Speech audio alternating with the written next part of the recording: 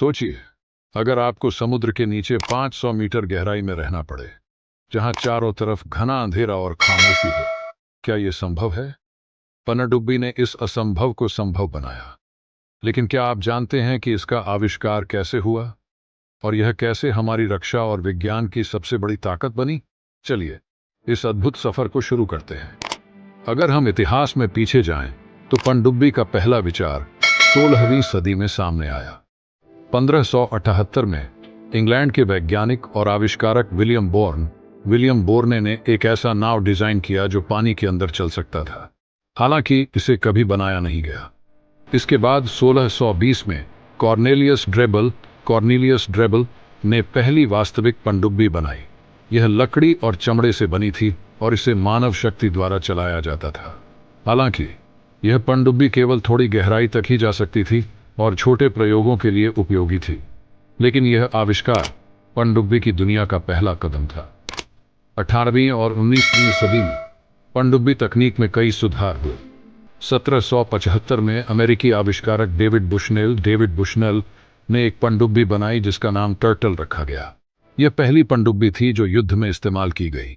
इस पनडुब्बी का उद्देश्य ब्रिटिश जहाजों पर हमला करना था, लेकिन यह पूरी तरह सफल नहीं हो पाई। इसके बाद 19वीं सदी में पनडुब्बियों को और उन्नत किया गया। 1864 में अमेरिकी गृह युद्ध के दौरान H.L. हनली नामक पनडुब्बी ने इतिहास रचा, जब इसने दुश्मन के जहाज पर हमला करके उसे डुबो दिया। हालांकि इस हमले के बाद पनडुब्बी खुद भी डूब गई। लेकिन असली क्रांति तब आई जब 20वीं सदी में पनडुब्बियों में डीजल और बिजली के इंजन जोड़े गए।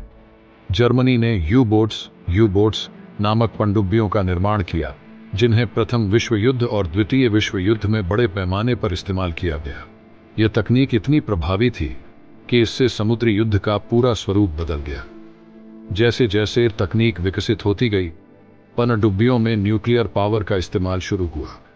1554 में दुनिया की पहली परमाणु संचालित पनडुब्बी USS न्यूटिलस लॉन्च की गई। यह पनडुब्बी महीनों तक पानी के अंदर रह सकती थी और लंबी दूरी तय करने में सक्षम थी। आज पनडुब्बियां न केवल सैन्य उद्देश्यों के लिए बल्कि वैज्ञानिक अनुसंधान, समुद्र की गहराई का अध्ययन और बचाव अभियानों में भी इस्तेमाल की जाती है। आधुनिक पनडुब्बियां बेहद शक्तिशाली और तकनीकी रूप से उन्नत हैं, जिनमें सटीक नेविगेशन सिस्टम, लंबी दूरी तक मिसाइल दागने की क्षमता और पानी के अंदर महीनों तक रहने की शक्ति है। भारत ने भी पनडुब्बी तकनीक में बड़ी प्रगति की है।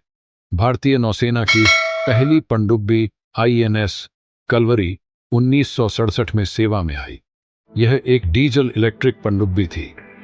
आज भारत के पास कई अत्याधुनिक पनडुब्बियां हैं, जैसे INS अरिहंत, जो भारत की पहली परमाणु संचालित पनडुब्बी है।